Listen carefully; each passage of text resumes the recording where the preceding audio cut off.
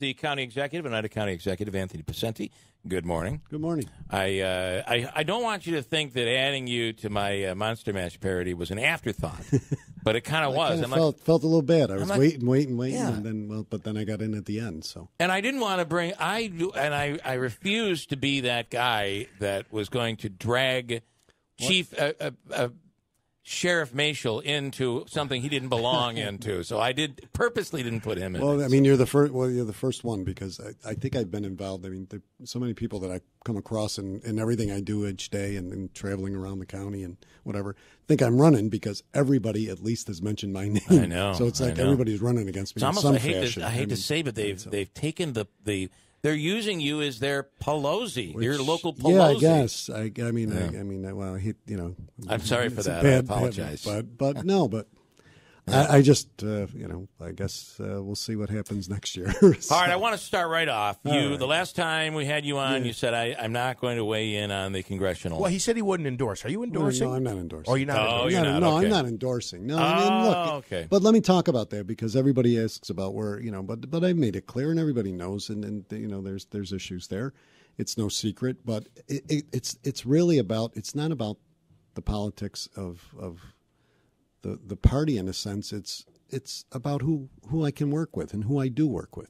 And from day one, from 12 years, we've lost that. Well, I haven't, and I'm not about to. Yeah. I mean, I have worked for 12 years as county executive, and as someone who, if it's good for my county, if it's good for this, any one of the cities, the towns, the villages, I'm for it, and I'm with you, and I'll work. I've disagreed with both sides on issues. So nobody can say that I only agree with the Democrats. I never agree with the Republicans. That's not true at all. And while yes, I am a Republican, proud of that. Been one for 37 years, and continue to work to better my party. But not going to stand around when someone who comes and runs all of a sudden is Mr. Republican. Or Miss Republican and hasn't done anything for the last, right. In that regard. So I mean, my stripes never changed. I work with everybody, and I do that. And so this talk about who I support and who I don't is about who I work with and what's better. Sure. I mean, people elect me. As they elect everybody, they elect you for the office you are, not to run campaigns. It is interesting because I think that as someone who has written a lot of political copy. Mm-hmm. The old way, the old concept was that you're selling an image of a person and who that person is and their integrity and the quality of the person. That is being now. It doesn't seem to matter. It's like, oh yeah, he's a good guy, but I hate his politics. That's where we are right now. And the other point, not just I hate his politics, that we can lie. They can lie and they can print things that are lies without verification, without facts. I mean, Seems to be the way. David Gordon, DMV, going to move it to Gander Mountain. You can't do that as county clerk. It's just something that you as county clerk, whether it's Sandy DePerno, and look, I've worked with Sandy on many issues over there, and she's been there in the clerk's office, and she didn't work for the clerk's office 38 years. What is that reference? I've been trying to figure that out. Well, look, there's people that have been in government for a number of time, and I always get the rap that I'm a career politician. I've held one office, but I'm a career politician because I worked in government. If you're a teacher, nobody says you're a career educator and slap you in that regard. Thing, Well, by the way, or a police officer or a firefighter. It's another area where I've been a public servant, and I'm proud of it. That used to be a positive. And so David's run for so many offices that it's. I mean, I don't think he's got it clear. He should read the charter. Charter says that as far as county offices where they're going to be located, including the DMV, which is as crazy as it is, it's not our function. It's a state function. It's a service we provide. So you just don't arbitrarily move it. Would the state have to? Absolutely, the state has to do it, but more importantly, the county has to do it. I have to do it, and the board of legislators has to confirm. You mean the it. county clerk isn't the leader of the county? You can't go lease space and do that. Yeah. Secondly, this issue of a deficit is. I'm the budget officer. Let me read here. DePerno gets a $15,000 raise, and we get long lines at the DMV. Took a $15,000 pay raise this year while running a $1.2 million deficit. Yeah, there are departments that provide services for which, in this case, DMV is a state function. It's not our function. We do it as a service and have for 50-some years in county, in Oneida County, and other counties do it. Some don't. So this is not a mandate. It's a choice that Wait, you there are some provide counties that don't have there a are some DMV? that don't have a DMV office. Really? I mean, there's some Where do few. they have to go to drive to Albany? Well, it depends where they're located in rural areas where the other county can do that, or they mail it in. I mean, you can that's do those true too. things, You can do it but then online you now can travel too. to A lot of car dealers do all this stuff there and look, now. for years in Oneida County, the state had a DMV office and the county had a DMV office. They were literally right across the street from each other, in the state building and the county building. And and while the people that go there need to go there for plates and services, but you can do it online. We frown a little upon that because we don't get the same revenue stream that we do. Because now again, it's not about a profit making issue. It's about trying to break even, but you can't. Right. It's almost an impossibility with DMV. Now the point is, we're providing a service. We have to put employees. We have to use the equipment, et cetera. And then what we get in return on the percentage is very minimal. Even though it's 12.5, I think, on what we take in, and then it's even less online. In which Sandy was one of the first ones to fight for that a few years ago when it was 0 online, and now we got like 4 or 5% online. Because if you go online, that's why we do the 1, 2, 3 Main Street commercials to say, look, keep your money here. Let's help out and continue to provide this service. Look, a few years ago, I wanted to close one of the DMV offices because of that reason. A lot of blowback, a lot of issues. I stepped away. We tried to make do, but we were doing satellites that weren't working. You just can't open. This is not something that you're going to get more business of. Who does the county clerk work for, and who is the county clerk's boss? County clerk is a constitutional officer, so she's an independently, in this case, she or he, in this case, Sandy, she's an independently elected official. However, so she is, set, it's by constitution of the state of New York, like a sheriff, like a district attorney. So they're independently elected in that regard. But, in the case of a county with a charter like Oneida County, there are issues that are taken up by, in this case, the county executive and the board. And so we are, in essence, the same with the other elected officials. Sheriff and I deal with this all the time. We're dual employers. I have oversight of their budget, as does the Board of Legislators. I prepare that and put that in.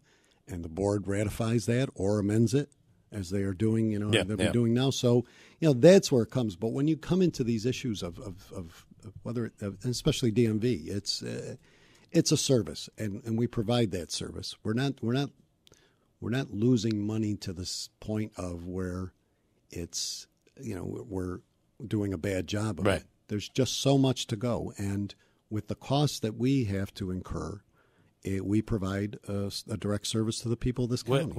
I know Mineski is, but would it be fair to say that the county Department of Public Works, whatever, the county, which department does the plowing and the salting and all that? Kind of Public Works. Okay.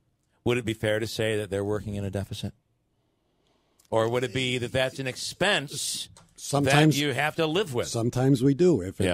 Especially if the winters are bad. Yeah. We could be running in a deficit. But there are services that are provided that you don't have a way to make the money back. It's going to be an expense. Right, but the budget in itself is not in a deficit because we balance everything out. It's all I've not run a deficit in my 12 years in office. I guess my weak point that I'm trying to make is there are divisions or there are budget lines that may be in deficit in their particular revenue stream because what pays for DMV and is the revenue that comes from DMV. But the bottom line is what pays for all those services are what we collect in other revenues. Right, because it's a service that you have chosen or have to provide. Right. And social services, right? You're not getting anything in on social services. Right, there's no want to talk about accounts that have deficits in them or where we run, but that is, we're not a for-profit business here. Okay, so two things on the DMV. So you mentioned earlier maybe the state has to approve, but the county board and you would have to sign off on new offices. Was that the process for satellite offices? Did the was. state have to It weigh was. in, or It was. did you guys do it? The state did weigh in and because it was satellite. It was only a 1 day. I think we did 1 day a week at those. We didn't do them all the same day. Yeah, and you put them in rural areas so people. We put them in the city of Sherrill. We put them. It was in Bridgewater. It was in Camden. It was in Boonville, I believe, at the time. And when you got to staff them. Yep, there are union issues in terms of we are represented, or our employees are represented by unions that have to have specific coverage and workers. You can't have part-time workers for it. So the other thing I wanted to ask was on that's an expense, and then transportation's an expense. So the clerk, whether it be Sandy or Dave, couldn't come in and say, "I want to do another." It would have to be an action by the board. So the board would have to be on this move. It would. The other thing is to open a new office. How many employees would it take to staff it? And there's obviously a cost associated with that. He hasn't said that, but I mean the DMV office in Utica, I believe, has somewhere over a dozen.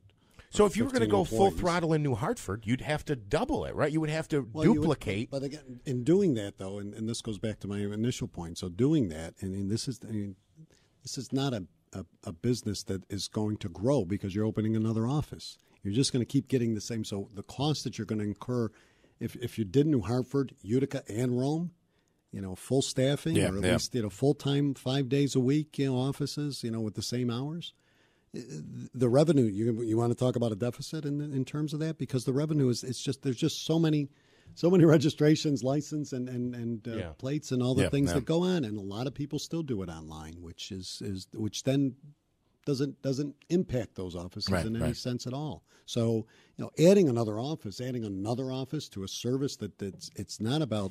He's saying it would generate money and pay for itself. You're saying absolutely not. Absolutely not, because why aren't the other two paying for themselves in that regard? Okay, all right. I want to throw out a few. And another office doesn't mean more people necessarily. It just either. means more employees. Spreads it out. More employees, It doesn't mean more the general people public. So, if there's a New Hartford satellite office, I'm not going to the train station. Right. So instead of going to the train station, I'm going to New Hartford. I will say that there are those people that know the valley, that'll pick up and go to the valley. But that's the value. We could talk about that, and it's not about whether it's Herkimer, whether it's Madison County or whatever. And we talk about this in social services. Jeff brought up social services. We lose employees to those counties because the caseloads are smaller, because they're smaller counties. There's less people. So it's easier to provide a service when you have less people that you have to provide it for. And not everybody's willing to drive all the way down to. But if you live in Oneida Castle, are you going to come? Are you going to even drive to Rome? Right. Or are you going to drive to Utica, or are you going to go to Madison County? If you live in the farthest part of East Utica, you're probably going to go to Herkimer. Or maybe you work in Herkimer. I mean, those are the other things. Yeah. And ultimately, it benefits the entire region. If Herkimer benefits, we all do benefit. Absolutely. So, I want to just throw out, so officially, you would say you would endorse Sandy DePerno. Yeah, I've worked with Sandy. We've worked on numerous things. I mean. Are you nervous? Is that an endorsement? That's across the party line. You're going to get hammered for that. You know it, right? Neither one of them, and nobody's asked me to be endorsed to endorse them. So, are you nervous? Are you nervous that Dave Gordon could win, and the turmoil that he could cause in that position? Well, I mean, am I nervous? He's an obstructionist. There does seem to be a takeover, an attempt by Claudia Tenney to take over the Republican Party, and he's a part of it. Does that make you uncomfortable? No, I mean, I'm confident in what my administration has done and will continue to do in working with the Board of Legislators and running that county. People can come in with different ideas. At the end of the day, it's what is legal, what is proper, and what can be done, and not what, it's not always about what we want to do. There's a lot of things I'd like to do, but can't be done. You have another tricky race in the seat currently held by Anthony Brindisi in that assembly race, the Republican who is against everything, as a matter of fact, has said you're a thief, basically. Yeah. And will you be supporting your party in this race? No, I won't. I mean, and this goes back to I work with people, and this is another open seat that or it's an open seat. It's the only one, really. The other ones have incumbents in them, but this is an open seat. I've worked with Mary Ann, the other assembly race. As far as MVCC has gone over the years. She's an outstanding individual.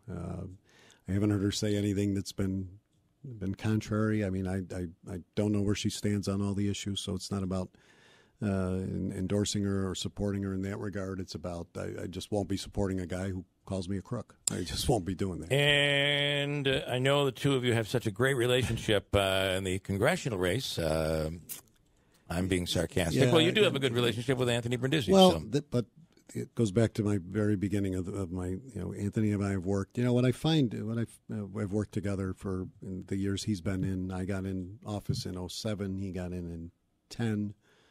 We worked on a ton of different things and issues, with Joe Griffo and with with others, it bothers me that we talked a little off air about the nastiness of the campaigns. That here's a guy who has raising a family, worked on the school board, and now in the assembly, and a year ago.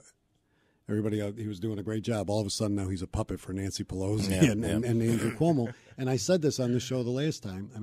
He did a state of the state with Andrew Cuomo, with an empty chair of Andrew Cuomo. Right. He did. He was not allowed to be in a photograph of a groundbreaking because he had taken on the governor. So this argument that he's a puppet and that he's followed that agenda is ridiculous.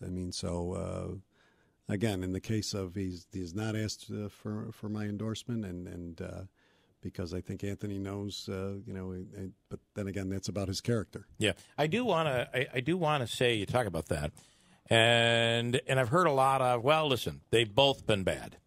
Both sides have been bad, but if you really look at it, show me the place where Anthony Brindisi has overstepped the boundaries of decency when it comes to Claudia Tenney. I'm looking. I want someone to call me up on that because the Italian comments, the mob comments, that stuff is crossing a line. It is, and putting pamphlets up at a church and the with other baby thing killer. That's crossing a line. Yeah, I got a mailer the other day that says Anthony Brindisi supports a casino in downtown Utica that will bring drug trafficking, crime, and drugs. I haven't seen that sex trafficking. Excuse me. Sex trafficking.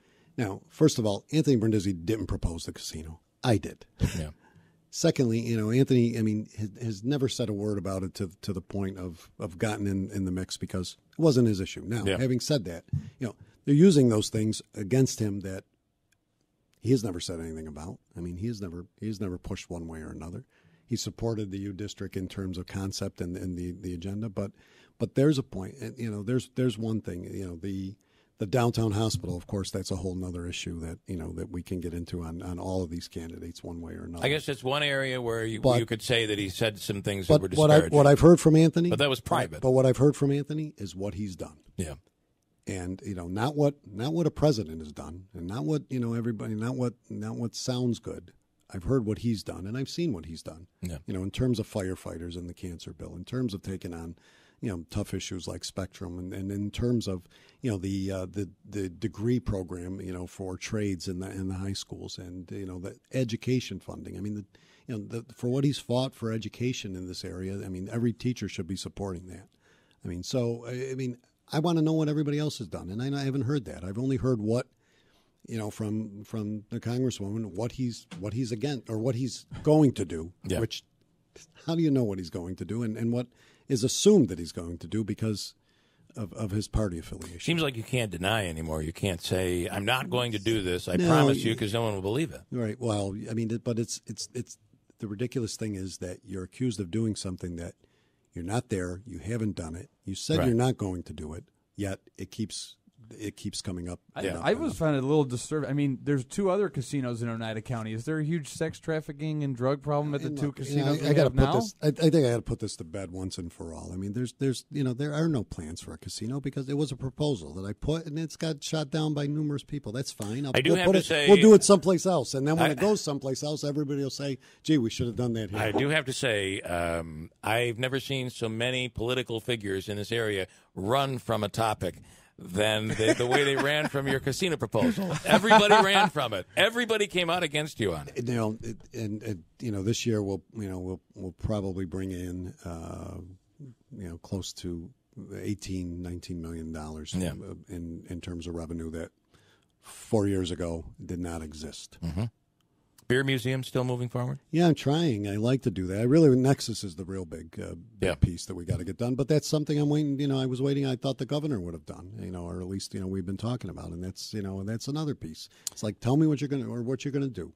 I haven't heard anything from him. And you have endorsed Molinaro. I have endorsed Mark because Mark asked me. Mark's a friend, and quite frankly, I said that the governor in the first his first 4 years, and if you read some of the editorials that have been out about that race, there was great hope with the governor in the first 4 years, and he did things. He put budgets together that were fiscally conservative. Some said he acted like a Republican. Yeah, he did, and except for things like the Safe Act and some of the other things, which again I opposed, Anthony opposed, other people opposed, and continued. No, we didn't stand with him on that, and other aspects. He went after teachers. Right. There's something you would not see a Democratic governor do. Right. No, and now you see in the next 4 years, you see a completely social agenda moving to the right and to the left, to the left. Excuse me, and the other thing in watching the debate, and him talking about Donald Trump, he was acting like Donald Trump. It's like everybody's. I mean, a lot of people are talking. I love the line, Molinaro's line when he said, "I was not. Donald Trump was not at my bachelor party." Yeah, right.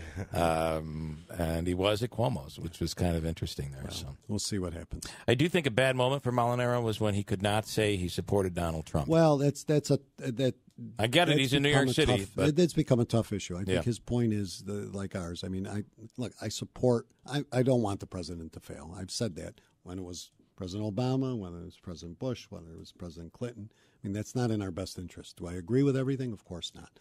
I just don't like the way he talks. I don't like the way his rhetoric is as a president. I do think that there are some things that he's done, many things that are positive. Some still have to be shaken out and tested, and have not come to a conclusion that they will work. Like the tax plan, like some other things. We're going to have to wait and see. But they're trying some things. It's just that when the way that this this president has handled certain issues and certain events, and especially when you look at the tragedies that have occurred and the harshness of the tone. The thing we did the other night at the Jewish at the temple, was really telling, because it is about how we're treating people, and this election shows that. And I don't know what's happened to us. It really is not the America or the politics that I signed up for. All different today. Sue in Utica on the radio. Good morning. Oh, good morning, Bill. Yeah. This is Sue Arcuri. So I was going to say, on the Flyers thing, this is more of a Sue Arcuri thing than a Tenney thing. I know she supports Tenney. What are you calling about, Sue? Okay, so first of all, I wanted to call, but I wanted to make clear that as a director of Oneida County Right to Life, we have pamphlets that are made, and they have been distributed through the area, outside of churches and whatever. Not at any point are any of these pamphlets depicting an aborted baby. They have a beautiful picture of a baby on the front. Did any of these posters get taped inside on pews in a church? Pardon me? Did any of the posters get taped inside a church on pews? Absolutely not. No, it's not. Then how did they get in there? You had nothing to do with that? Absolutely not. We had nothing to do with that. But they did get in there, right? They got in there. I know nothing of them. Oh, come on. Are you playing dumb here? Come on. You can do better than that. Pardon me? You know they ended up inside the church. But at the very least, but you heard, so now you admit that you heard they did get inside the church. Bill, let me get my word. So no, back to the part about I just want to know, if you feel at a confirmation that it is appropriate to tape flyers, abortion flyers, inside a confirmation, inside a Catholic church. You know that happened. Do it, but you don't want to listen. No, I'll let you talk in a second. You know it happened. You admit it happened. You say you have nothing to do with it. Absolutely nothing to do with that. And my pamphlet was handed to Joe Marino's father outside of Mont Carmel Church, and he knows exactly what that pamphlet looks like. They've got the beautiful baby on the front, and the insert explains Bill 8, The difference between Anthony Brindisi and Claudia Tenney. I get that. All right. So is that the clarification? You're saying you didn't put those flyers inside the church? It's something to do with it, or our organization did. Okay. Is not true, Bill. All right. And I'm not going to let you get away with saying that we've done that. Have you put them on the cars outside Mass when they were? We do not do that. We don't know who has done that. It's crazy too because they're your flyers. I don't know how in the hell they'd get there. We got to dig in. A lot of people have taken our flyers and made copies of them. Okay. Because they're very concerned with the full-term abortion bill that Mr. Brindisi passed that kills baby after they're born. There's no life-sustaining measures. And you realize that he's denied that is actually true. You're distorting what the bill really was. Not at all. Not at all, Bill. Okay. I know that verbatim. How do you handle the nuns on the bus who came in, who I asked specifically about the issue? And they said they're not. These are nuns in the Catholic Church who say they are not voting based on one item, that item being abortion. They seem to be criticizing Claudia Tenney and leaning in the direction of Anthony Brindisi. They are Catholic nuns. I know that. How do you justify that? Catholic doctrine. These nuns should, by Catholic doctrine, should be excommunicated. But we have a bishop that is progressive, that doesn't want to do anything about it. All right. Anything else you want to add? Well, pardon me? Anything else you want to add? No, I just don't like when you say that we have something to do with these egregious pamphlets being handed out. We have nothing to do with that. So I, from now on, will say the pamphlets that have been designed by you and your group, right? They have been distributed, but never have you distributed the ones that ended up inside, taped on a pew. You're talking on about pews different pamphlets. That you had nothing to do with those. Absolutely not. Okay. And let me tell you something. Fair enough. I won't make that mistake again, I promise you. Separate pamphlets. There are two separate pamphlets. One that they're saying has an egregious picture of an aborted baby. We do not have those pamphlets. Our pamphlets are the beautiful baby on the front with Brindisi's horrendous full-term abortion bill on the inside. Got it. We got that point. We will take responsibility for distributing those all over the city. Fair enough, Sue. I will not make that mistake again, and I thank you for your time. Thank you. Thank you. I wanted. I hope I've been able. You want to comment? No, there's really not much to comment. I mean, but let me just. It shows you the meanness of this campaign. Meanness, but the other point is, and I heard this the other day with Oliver North, who came and talked about guns and the rights and all that, which I support. You know, but the mistake or the misconception here between what is gun violence and gun ownership, you know, gets lost in translation and nobody wants to hear it. But the point is, you know, that the argument that, you know, they're going to, you know, and this goes back to the president on immigration, that they're going to take away, you know, they're going to repeal the Second Amendment. They're going to repeal, you know, Roe v. Wade. They're going to do all these different things. Right, both sides are using their own. You know why? I mean, why all of a sudden tactics. this is something that, you know, years ago was in and has come full circle again. But does anybody realize what it takes to? I mean, back to the Second Amendment. Does anybody really realize what it takes to repeal an amendment of the Constitution? Right. And who President Trump would doesn't. do with it? Who would actually, you know, vote in Congress and all of that has to be done? Well, it includes states. It includes Congress. It's a process. I mean, you know, to look at people and tell them that, and to be you know dead serious about it is, and it's really, I mean, it shows how little and how far we've gone. Do you know how many political commercials I'm going to have to run now because we've talked to you for so long? This is we're in big trouble. Before we let you go, one point of clarification: you did endorse Mark Molinaro for governor against Andrew Cuomo. I did. In these three races, you did not endorse. I did not in endorse. the clerk's race. And the congressional race and the assembly race with Bova and Buttigieg. You are supporting the Democrat, though, in those three races. I didn't say who I was supporting. I said I'm not supporting those Republicans, and that's a difference. I mean, and who I vote for is like everybody else's right, you know, of privacy. I did support Mark Molinaro. He asked me to, and again, I supported him because I believe that you know that you know the governor that has changed a little bit or quite a bit over the last 4 years. And, you know, that's why, you know, it's been about who can I work with and who is going to work with me to move Oneida County forward. That's what it comes down to. And then there is another side of it. I'm not going to, I mean, you know, and I don't know how else to say this to people like Mr. Bova and others. I'm not going to work with people who besmirch my name, call me corrupt and a criminal and everything else, and then that's been done by other candidates as well. Yeah. And I'm not going to. So I mean, why would I stand next to somebody who has just disrespected and really trashed my family? Yeah. I mean, because that's what you're doing. I'm not going to do that. I won't do that for no matter what Republican comes down. Fair enough. We appreciate it. Thank you. Thank you. County Executive Anthony Picente. We'll break.